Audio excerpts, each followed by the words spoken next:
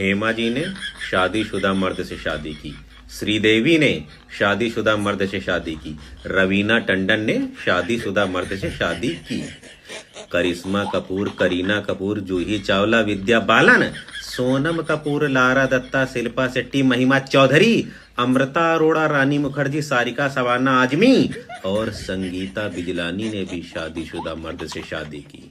List बहुत लंबी है। शादीशुदा मर्द सेकंड हैंड नहीं होते, अनुभवी मर्द होते हैं। शादीशुदा मर्दों की बहुत डिमांड है, तो प्रिय शादीशुदा मर्दों, आपके पास खुश होने के मौके अभी खत्म नहीं हुए हैं। मैडम तमारा रूपनो अभिमान ओछो राखो, मार्केट में जईने हितेशभाई कोण से तपास करजो, लागशे वार पण आवशे मजा। भाई आ रूपिया वाળા હોય એને કેવું સારું કા સન્ડે ના રજા હોય ને એટલે મૂવી જોવા જાય, શોપિંગ કરવા જાય, છેલ્લે કાંઈ ન હોય તો બહાર જમવા તો જાય જ।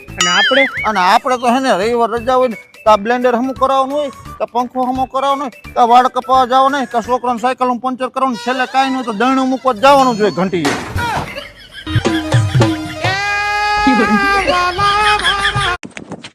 मैं आखिरी बार पूछ रहा हूँ, मुझे बता दो किश्ती वहाँ कैसे डूबी जहाँ पानी कम था।